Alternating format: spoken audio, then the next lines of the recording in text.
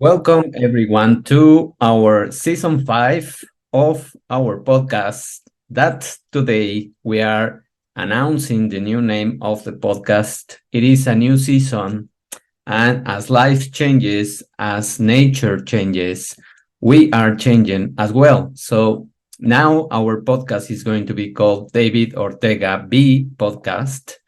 So it is just my name. And you are going to find it in the same links, in the same platforms. And to begin this new season, that it's going to come with changes also, I will have a new honor guest who is Wendy Corner. And we are going to speak in this episode 101, 101, let's say. We are going to speak about the speech, making a difference with speech, with your voice, with your words, the power of the words, and everything that happens when you engage people, how to make your conversations, your presentations more fruitful, more engaging, and committing people into a transformation, a journey to change and deliver your message, which is the most important thing, of course, for every one of us that is dedicated either to a podcast, a platform, even if you are a teacher, whatever you do, your voice, your words matter, and the message that you want to convey, it's extremely important that you know what are the elements for that message.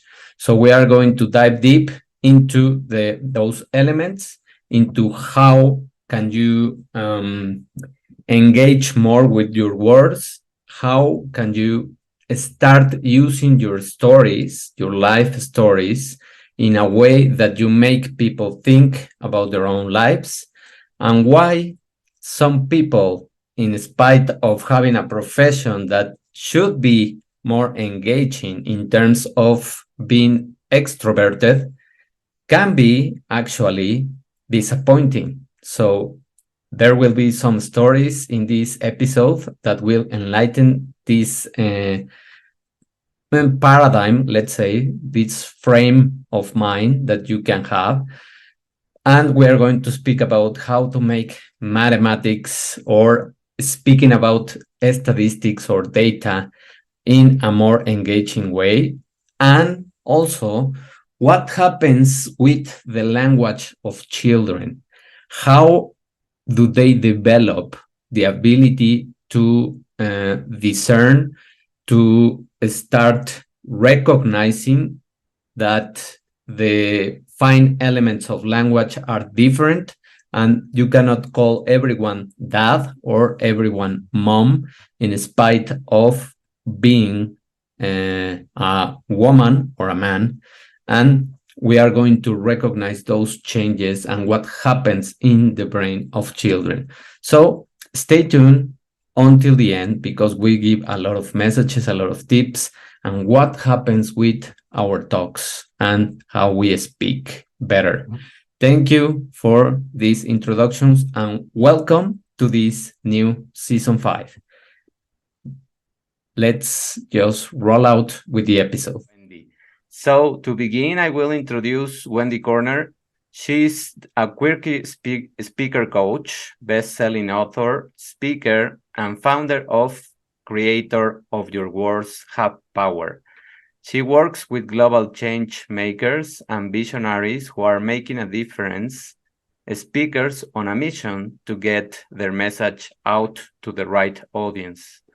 She and her team work with you to find the best platforms for your message, written and oral, so you can poke the bear and achieve that radical new vision from the grassroots up and top down.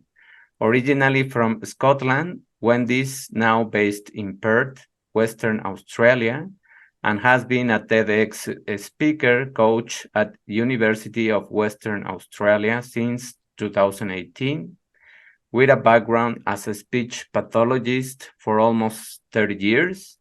Wendy works holistically using her proprietary framework to support speakers to communicate using body, mind, and spirit to connect at a deep level with their audience. Wendy is committed to M.A.D, making a difference, and we are going to unravel her journey. So thank you, Wendy, for being here, and I really appreciate it. And you are the first guest of this new podcast. I am so honored, David. Thank you so much to be the first one. Oh, yeah, such a privilege, and I really appreciate you. Thank you. Thank you, Wendy. And can you explain us how did you arrive to this role of being a coach and speaker? Okay. Yeah, unintentionally, in a word. My whole life plan lay before me as a speech pathologist, and I was not intending to be an entrepreneur in any way, shape, or form. My vision was, as soon as I qualified, I would be a speechy to the day I retired. How things changed. I've worked in England, Scotland, and now in Australia. And I came over to Australia because the company I worked for couldn't recruit somebody with my level of experience with adults with autism from within Australia. So they very graciously paid for my visa, working visa, and then paid for my permanent residency. Part of the permanent residency visa was that I was to work for them for 2 years. In that 2-year period, there was a misunderstanding and they decided to let me go. So I then was faced with, well, what do I do now? Because my visa was attached to that job. So the immigration department didn't give me a definitive answer. And looking back on it now, I think they were turning a blind eye so that I could stay in the country. But for 15 months, I could not earn. Because as soon as I did, the Australian tax office would go, hang on a minute, that's not the company she works for, and I could have been deported. So it was a tricky time, I'll be honest. But in that time, I decided to do some training as a coach, as a life coach with Tony Robbins and Chloe Madonna's training school. The majority of the stuff I'd been doing since I moved over to Australia wasn't what I would call straight speech pathology. It was a lot more on the coaching department anyway. So here was I getting a qualification in it. And now it was a case of, well, what sort of coach do I want to be? Because, as you know, there's a coach for just about anything under the sun. Yeah. I dibbled and dabbled, and in the end thought, no, come on, Wendy, use your skills. Speech pathology for almost 30 years. Work with speakers. I've got the background from a clinical perspective, both the vocal, the verbal, and the visuals. So that's how originally it was comm coach, as in communication coach, but then the quirky speaker coach developed literally in the last year, because everybody considers me quirky. I'll go, okay, I'll own that. Quirky, eccentric, different, great. And that's where I excel at working with clients, working with speakers to maintain their uniqueness. So it's not, don't get me wrong, the likes of Toastmasters, Rostrum, Speakers Tribe, the big speaker training organizations are brilliant, and they give you a good grounding for way down the track. I want to make sure that people are out speaking now and maintaining their uniqueness, so they're not sort of cookie cutter style. So that's how the quirky speaker coach came to be. Which fits right in, because I mean, you are helping people to like sort of bend their style into their own uniqueness, into their own style, and without just copying or without just trying to, I don't know, follow the steps of whoever they have been trained for. So it is, I think, extremely important how everyone has to be trained in this kind of delivering the messages that we want, because I mean, I didn't used to do this kind of podcast or speaking public. I mean, in such a large audience, if we take into account that this is going to be streaming to whatever number of people I can reach. And even though as I am a teacher, it is not the same as speaking to an audience, to a certain public, and to a certain people that you want to appeal, and you want to deliver the right message so that they can reflect on them. No? Yes. Yeah. And I mean, you picked up something very important there. There are different styles of speaking required for different environments. One of the things I do, as you've mentioned, is I'm a speaker coach with the University of Western Australia's TEDx team. And we have a number of faculty members who are part and parcel of the presentation team. So they get up and they share their important expertise and their research. And I had one lady, a professor, do this to me. Wendy, I have been lecturing for the last 25 years. I know how to speak. I said, you have, haven't you? But you're brilliant at it. You've got a podium. You've got a microphone. You've got slides behind you. You will have a 3-meter diameter red carpet to stand on. No lectern, either a head mic or a lapel mic. And we'll give you 5 maximum slides. Can I ask you to give me 2 sessions, please? And if after 2 sessions you decide you don't need any further coaching, crack on. Okay. Second one in, she came and went, it is different, isn't it? I went, it is.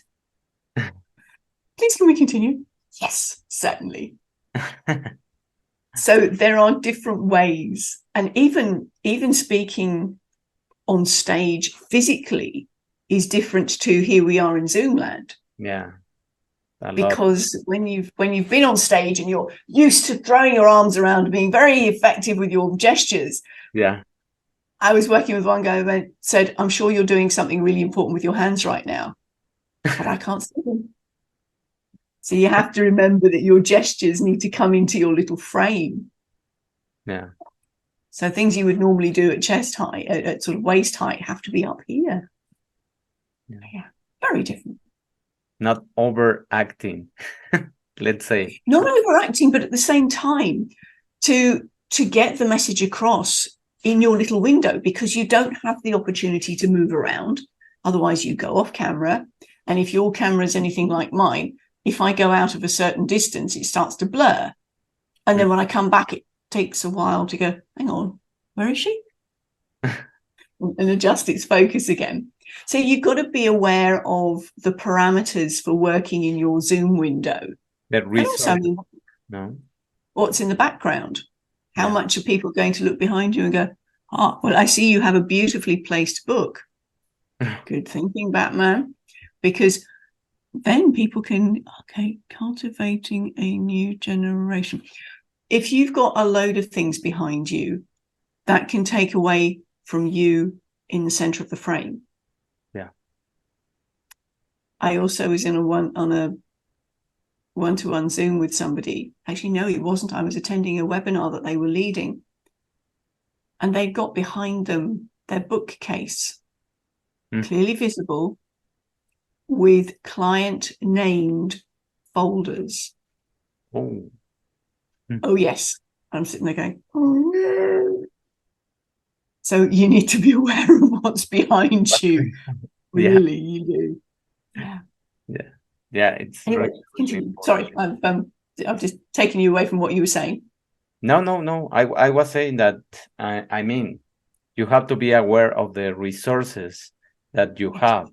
And I mean, also the microphone, because some people are not used to speaking to the microphone if it is a physical one that you have to carry and something like that, and you don't put it too close to your mouth, or all of those things are really, really important when you are giving a talk. No, absolutely. I mean, we had. Sorry, I'm just going to flash up my first book, which is The Awakened Feminine, and that we had a physical book launch and reading in April, and there were six of us based here in Perth. So we hired out the theatre at the the State Library of Western Australia for our launch and book signing and reading. So I collared the other 5 girls and said, listen, ladies, I'd like to offer you some coaching on how to read from your book from stage, because believe me, it's not just a case of reading it like that. So we went ahead of time and spoke to the person that we were hiring the room from. And I said, your microphone, is it an ambient mic or a vocal mic? And she looked at me and went, ooh, I've never been asked that before. And I said, well, vocal mics, like singers, need to be right up against your lips. Ambient mics will pick up sound around, so you can be further away from them and still pick up your voice. However, they also pick up the background noise. Oh, I didn't know there were 2 different sorts, she said. So we worked out they had an ambient mic, and we could work out how far we could move away, or what the pickup trajectory was. So the field that we could use for that. Absolutely. And then, of course, if you've got a handheld mic and it is a vocal mic, and you turn your head to speak to somebody, that has to go with you. Otherwise, suddenly, you can't hear them. Yeah. Yes. And with the head mic's no good for me with my hair like this, because it rustles on and interferes with the pickup. And likewise with the lapel mic, ladies with long hair have to be careful. Or if you've got any neck wear at all. And then, of course, you've got the mic pack. Where do you put the mic pack? Because these are, if you're wearing a remote one, there's going to be a mic pack that then transfers it over to the main pickup.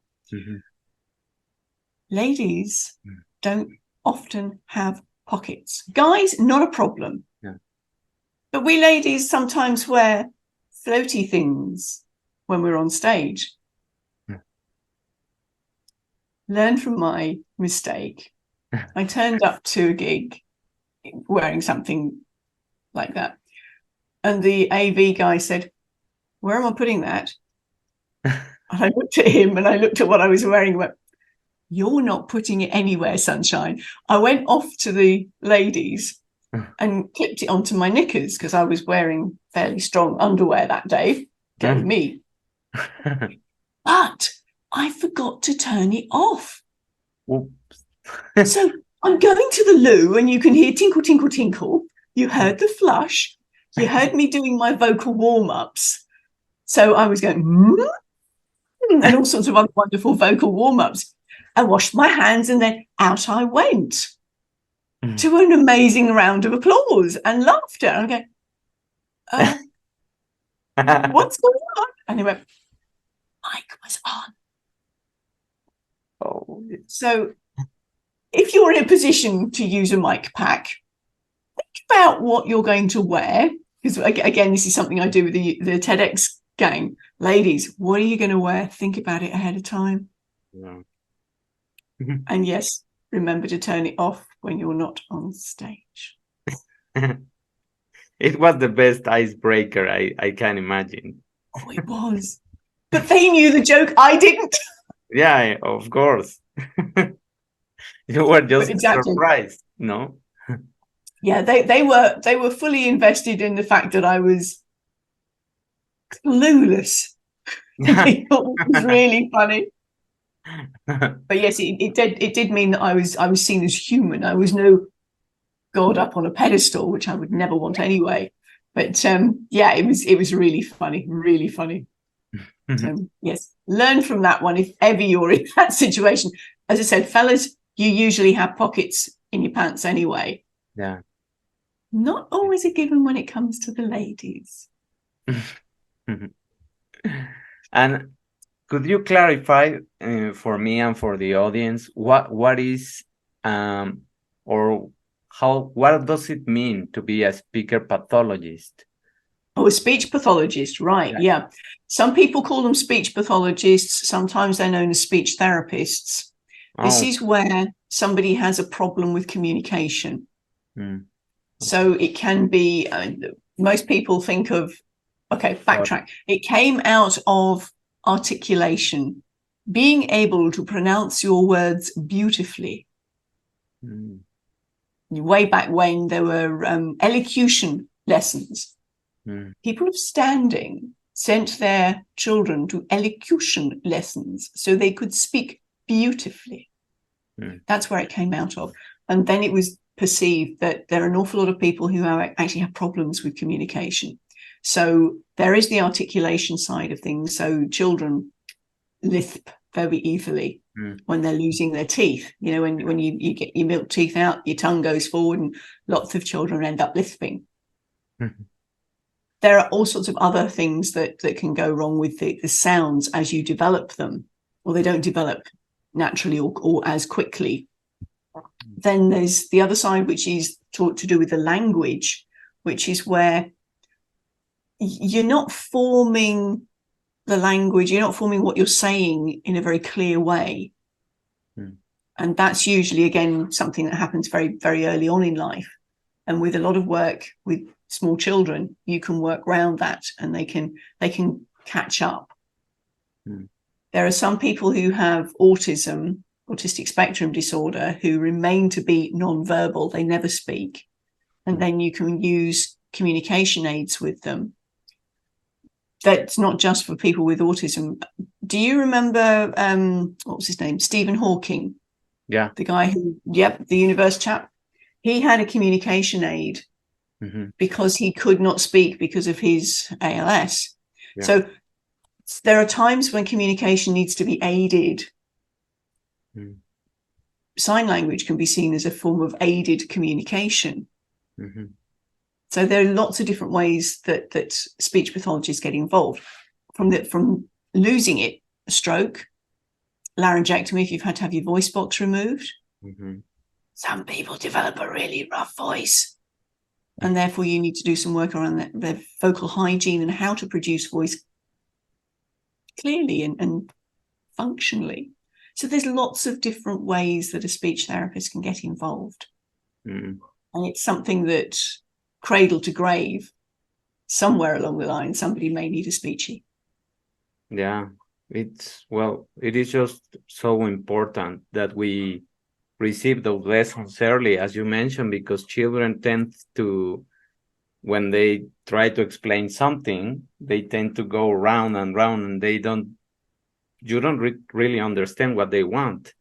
So if you start correcting them early or trying to make them be clearer to express what they really want, I think that's where you can start helping them to clarify or to be more specific in whatever they need, you know. And also to start with when children are learning language, it's a very broad thing. Now, do you have children? Yeah. Okay. When your littlies were learning about labels, man equaled daddy. And every man was daddy until they learned that there's daddy, and daddy is a man, but other people are also men, but not daddy.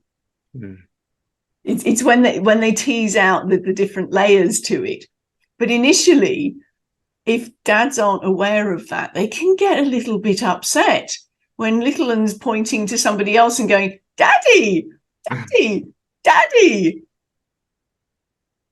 This is how language develops. So these are what we call categories. So equally, it would be mummy, women, granny. They're all, to start with, they would all be mummy until we have worked out that you can be mummy and a woman. Yeah. And you can be a woman and not my mummy. Do you get that? Yeah.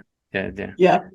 So that's one of the ways that language develops, and that's the sort of thing that speeches can get involved with. If here we are, sort of 3-4-year-olds, and still referring to every fella as daddy, that requires a bit of work. Yeah. And I'm curious about knowing how important is for a person that is going to speak to have an advantage in terms of being a good storyteller. Makes all the difference. What's his name? Les Brown has a very famous quip which says, never make a point without a story, and never tell a story without a point. You've got to make sure it's in there on both sides. A quick illustration on that. I went to a business conference. I was speaking at a business conference, and 2 other speakers were on the platform, one of whom was an HR guy, human resources, and another one was a statistician, who's an actuary, actually. So really into the figures. And on paper, I thought, I'm going to enjoy the HR guy. He's going to have stories. Numbers, they tend to leave me cold. The HR guy, yes, he had some stories, but his delivery, it really left you feeling, no, I don't get this. And sadly, he also gave away enough information that you could work out who he was talking about. It wasn't confidential to the level that I would expect it to be. Anyway, that's my judgment. But the statistician, he starts off with a slide of him draped over a Porsche. And I'm going, well, that's a pattern interrupt. And I mean, you'll know that term, because you usually expect to see women laid over Porsches. But he was making the point that, and he told stories about all of the what do you call them, KPIs and this sort of thing. How when you've got figures that you're looking for, well, whoopee-doo, but what does that mean in reality? You want to be this $1 million coach. Yeah. Okay, so you got $1 million in the bank. So what? If you then attach the excitement of draping yourself over your Porsche, and suddenly that $1 million becomes tangible and emotionally drawing you towards it. So I actually sat there and thought, you, Sunshine, are a far better speaker than the HR guy, even although on paper I didn't expect it to be that way, because his stories made a lot more sense and they were delivered in a more engaging way. So absolutely, storytelling is essential. Yeah. I just remember when you were talking about the statistician, a math teacher that was speaking about the importance of mathematics. And he did some numbers. He had a blackboard and a chalk, and he was doing the numbers in the blackboard, but he engaged the audience with the numbers, and he just randomly picked people to give him a number, and he tried to make magic with the number, and it was just amazing. I mean, I couldn't stop or pause or do anything with the talk, and it was more than an hour long.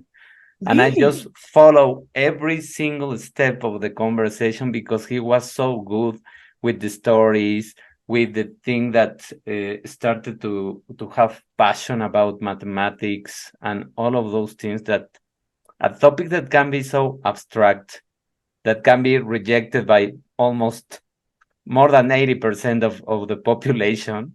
Yes. He make it a really good topic, and his talk has at least 3 million views now. Because you'll have to tell me who it is, because Maths and I have let's just say we've had an unhappy relationship to date. I'm getting better. I'm getting to love I'm getting to like at least the numbers, and I'm sure down the track I'll get to love them. But yeah, do tell me that, because that's the point, isn't it? If you've got somebody, a speaker who's talking to you and they are passionate about what they do, passion is infectious. Yeah. And you suddenly think, oh yeah, tell me more. Tell me more. I want to know more. Yes. Yeah. Particularly if it gives you a different perspective on what you've already thought. Going back to that pattern interrupt thing. I mean, David, you and I met on a networking meeting. I do a lot of networking for me in the middle of the night or in the early hours. And when we get into breakout rooms, my usual opener is, welcome to your tomorrow. And they go, what? I said, well, it's already the day after for them. And they go, oh, wow. That's not what they were expecting. Yeah. And so suddenly I've got everyone's attention.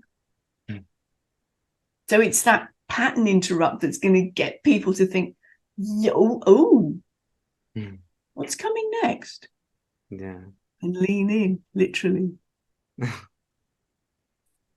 And how is the importance of connectors and these words that can link one sentence to the next one or one story to the next one in terms of the conversation?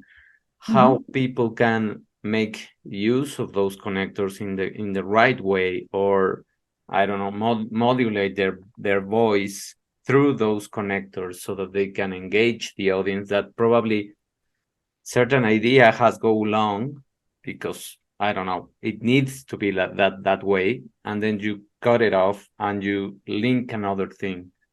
So. Okay, yeah. Well, I mean, that's partly to do with your audience, knowing who your audience is and having a feel for how much they already know. If you're in, David, you've spoken to big groups, you can read the room. I mean, if you're in a really big auditorium, you can't see past the first 2 or 3 rows, but you can get the sense, you can read the energy of the room that is, I'm speaking over their heads here. I need to dig in a bit more. And then again, that would be where you bring in a story, an example that makes sense to them. And then you can unpack it a little bit more. And then as you're leading into the next part of where you're going, yes, the transitions are really important. So you can do things like, oh, that reminds me of, and have you ever, oh, I tell you what, and you can bring in that sort of, okay, we're coming on to another bit. Or you can simply say, and another thing, I've got another idea for you, so that you're showing that that idea has finished and we're moving on to something else. In which case, give the audience a clear page turn, if you will. The transitions sometimes can be, again, it depends on the style of the speaker and what the audience is expecting. If you're going to a webinar or a lecture, you are expecting all the information to come from the front, and I sit back and I take it in or not. So you've got to be engaging through there, and asking questions of your audience is a great way of bringing them in to get them involved. And when you ask a question, give that half a minute for the audience to think about it. Because if you ask a question and then you go straight on to the next sentence, and you think, well, did you want me to think about this? And that's when the audience gets the feeling of, you're talking at me. You're always coming at it from the what's in it for me perspective. Yeah, and I think that by doing that, you allow people to really think through the message, even though they won't come out with the answer in that moment, but they will definitely come back to that question because you leave them curious. You just plant a seed of curiosity. Mhm. Well, that's the thing, isn't it? I mean, we're living in an age where we are told what to think and not being given the option to go, really? What's the evidence? I've done some work with, what do you call it, cognitive behavior therapy from the receiving end. Quick recap, my husband passed away very suddenly 14 years ago, and I went into a, what do you call it, situational depression because of suddenly losing my husband. Now, I had some CBT at that time, and the cognitive behavioral therapy thing, the first question is, what's the evidence? You've got this thought in your head, what's the evidence to support or to undermine that thought? And I've always remembered that. So whenever I hear people pontificating, back to the passionate speaker, yes, you can pick up the passion and you can question it as well. Yeah. Does that sit with me? And then one of the things I often say when I'm speaking to speakers is, try this out. If it doesn't work for you, fine. You do you. Yeah. And I'll tell you what's worked for me and worked for a load of other people. But you have to make up your mind for yourself. Which is something that probably they are not used to. I mean, because as you mentioned, many times we just follow molds, follow programs, follow things that try to tell us whatever it is that we want to know and a certain style, and we don't really challenge more that we need to develop our own style and our own thinking. So I think that is just extremely important. And questions. Let me know, what can we do with questions in terms of speaking? Ooh, that's a biggie. There are lots of different question forms, which is where my speech therapy head comes in from a language perspective. Yes, no questions are what we call closed questions. Would you agree with that? Well, that's a yes or no. I'm sure you agree. Really? Okay. Those are the yes-no questions that are leading, what we call leading questions. And if you are ever in a position to be in court, one of the things that lawyers are taught is never use leading questions, because the evidence that you get back could be seen as being prejudiced because you've led them to the answer that you want. It's not necessarily the truth. Yeah. The reason I mention that is because that's also been part of my work as a speechie, supporting clients who've got into the judicial system. And in questioning somebody who is nonverbal, it's come down to me, and I've been very careful not to ask leading questions. So yes, no answers, leading questions. You're framing the answer you want back. Then you've got the things like, what do you think about? Now that's what they call an open-ended question. And as long as you put a specific parameter around it, say, what do you think about daylight savings? You've set the box. Yeah. If you're in a webinar situation or a Q&A, any questions? Oh, no. That's inviting people who weren't particularly listening to think, what's for tea tonight? I mean, obviously they wouldn't ask you that, but by not setting the frame of any questions about, or what do you think about, then the mind can go off into all sorts of wonderful rabbit holes. So those are the two things particularly to be aware of. How does that relate to you? is a good one. Mm.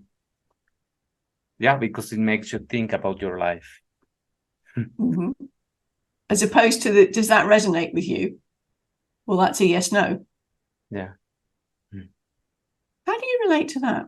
You've given the opportunity to go, yeah, no, or, let me think about that. Or stations in between. So yeah, those are some really great questions, but it's always an idea to think about, am I leading? Or am I inviting further rumination, further thinking about it? Yeah, I think I was remembering a speaker, Jordan Peterson. I think he speaks really good with questions. He makes a lot of questions, and I mean, I just had the fortune of seeing him live, and yeah, it came to Mexico, so I went with my mother, and he was speaking about. He was linking many big stories of religion and the Bible. And I mean, the way he did it and the way he moved his hands and he moved through the stage. But he has a very particular way of not setting his look into one person, but he kind of lost his looks into the big auditorium. And that's when you pick him thinking into linking the next story. So he leaves your room so that you, well, if you are focused on the conversation, you will engage with the message and you will think what he's saying. If you don't, then, well, goodbye, because you will be lost. Yes, you've got to keep up because he is a deep thinker, and he, as you say, he produces lots of different links that you may not necessarily have considered yourself. That's why you go to sit at his feet and listen to this wonderful teacher. There was something else that flashed across my brain at that point. Oh yeah, you were saying about looking out to the audience. Even if you've got a very large room in front of you and you can only see, because of the lighting, you can only see the first couple of rows, what I recommend to all speakers is to get into the room at least ahead of time, maybe even the day before if you can, so that you can gauge the energy that you're going to need to bring to speak to the person at the back. Now, this day and age, we're all mic'd anyway, so that's not an issue of projecting your voice. However, your energy still does need to be projected into the audience. When it comes to seeing how the room is laid out, sometimes you've got sort of cafe style with tables. Sometimes you've got the theatre style with the rows. Whatever it's going to be, visualize where people are in the room and look directly at them. Engage eye contact. Even if you can't see them, the point is that anyone in that room will feel as though you're talking to me. Yeah. Oh, Jordan Peterson is talking to me. Again, actually, that's something to think about when you're doing a virtual thing. You look directly at the camera because you're giving eye contact to your audience. Yeah. And that takes skill to develop that, because we're hardwired to look at faces. So all the time we want to, particularly if you've got people side by side on a one-to-one, and you end up talking to them like this, because that's where the face is when you're looking at them, and the people watching are going, "Hello, I'm here." Yeah. So yeah, it's important, very important to get eye contact with the audience, and certainly on virtual as well. But yes, it's great to think about, what does the audience want from you? How can you serve them best? Thank you, Wendy. And how can we wrap up this topic in order to help people get, I think, the most important message from you, which is your words have power, which is what I'm looking at in your background. Yes. Oh yes. My thing is, excuse me, your words do have power. And it's not only the words that come out, it's also the words in here. And these guys are possibly as important, because if this and this don't match, these will give you away. Your audience are going to perceive there's something not quite right, a little bit of inauthenticity there, not quite congruent, and they won't trust you. So this is why it's really important to work on what I call internal scripts. Some people call them limiting beliefs. Well, that's part of it. But you know what? You can also have the empowering ones, which some people call mantras. Well, I marry the two, and we have internal scripts. So if you're aware of that voice that says, for me, my original one was my voice doesn't matter. Long story. 2, you're not allowed to have parents stay in hospital with you. Double doors closed, mum on one side, me on the other, yelly, screamy 2-year-old going, Mum, she couldn't come for me. So that little 2-year-old made the decision that my voice doesn't matter. Everybody else's voice does, but mine doesn't. And that coloured a lot of, at a subconscious level, coloured a lot of life choices. Being speechy, for one thing. But that those dots had not been joined at the time. The reason I'm saying this is because, having uncovered that everybody else's voice matters, mine doesn't, I have now flipped it to everybody's voice matters, including mine. And I'm getting out to do an awful lot more speaking myself. So that's what I mean by those words have power. What are you saying in here? Because, as we both know, every cell in your body is picking up the vibration of those thoughts. So if you're saying, I'm sick, I'm broken, guess what? Bod's going, okay. And you will manifest some form of illness. On the other hand, got a bit of a snuffle. I'm fine. I look after my body. I love my body. I trust my body to deal with any infection. There you go. Bod's gone, okay, we'll deal with it. So the importance of those internal scripts it's really paramount. Yeah, it's really important. I think that's a beautiful message to wrap up this topic of speech and words and the power that we have with, the last 3 years have proved that what we say and how we receive the information is extremely important, and it can lead us either to empower ourselves, as you are saying, or into the rabbit hole of being a victim. Yes. So, thank you, Wendy. Can I share with you a very quick tale? Yeah, of course. Yes. Friend of mine, her granddaughter, 3-year-old, suddenly refused to go outside in the garden. This was during lockdown, but Granny wasn't able to spend time with her. So she phoned me up and said, what's going on? I went, okay. They had been told from nursery, from the daycare, we can't hug people anymore because the bug might get us. Now, for her, bugs were creepy crawlies that you find in the garden. So she was not going out in that garden because the bugs might get her.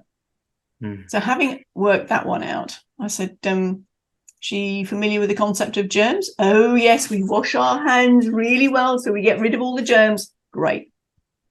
They flipped that script in that little one's head. And in order to do the transition, she had a play tent, which we put on the back door. She was allowed to go out. She went out into the play tent because she wasn't in the garden. That was all right. Then we had the conversation about the germs versus bugs. Whoop, she was straight out because that made all the difference to her. So the power of your words and making sure that the person that you're talking to understands what's in your head may be slightly different to what's in their head. You get that working together. Communication's a wonderful thing. Clarification, you know? And Exactly. yes, I mean, what do you understand by bug? That would be the first question, no? Yeah. And obviously a 3-year-old's not going to be able to explain that to you, but you can. So I said to her, are bugs the things that go in the garden? Yes. So, and that's what you got. Caterpillar and incy wincy spider and all of that sort of thing. So then you're okay, we're on the right page. So by dumbing down from the adult's perspective, that child got completely confused and went through some unnecessary suffering. Once we got sorted out the difference between bugs and germs, we were away. Happy as Larry, 3 years old, now 6 years old, not a problem. Beautiful.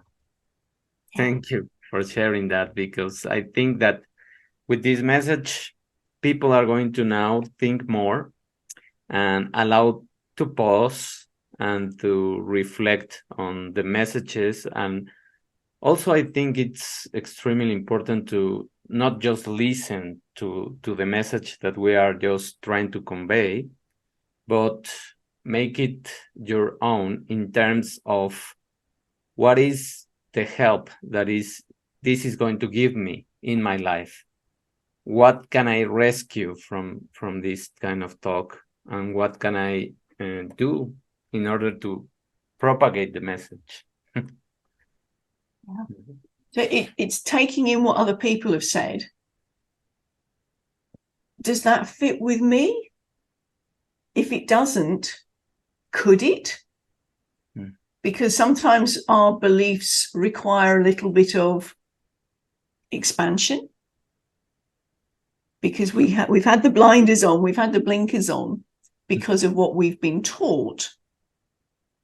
Back to what we were saying right at the beginning, we're taught how to think. And so when information comes in, I sit with it and go, join a few dots. And if that expansion works for me, then I'll go, okay, let's try that one out. Yeah. That's me. Not everybody is open-minded, I get that, but that's how I do it. So I take information in, I assimilate it, I accommodate it, and I work on, this is my version of it. Because as you know, there's nothing new under the sun, but this is my version of it. And this might actually speak to you. Try it on for size. Thank you. Thank you, Wendy. And thank you, everyone, for listening and for engaging into this new format of our podcast. I really, really appreciate your attention. And I challenge you so that you can just think more about this kind of message, formulate questions, and give us your opinion into this topic or anything that we can help you. We will put the information of Wendy into the description so that you can engage with her. Thank you, Wendy. Thank you so much, David. I've loved our chat. Thank you. And for the privilege of being your first guest on this podcast. Yeah, it was a real honor so that you can open this podcast. Thank you. Thank you. Bye. Bye-bye.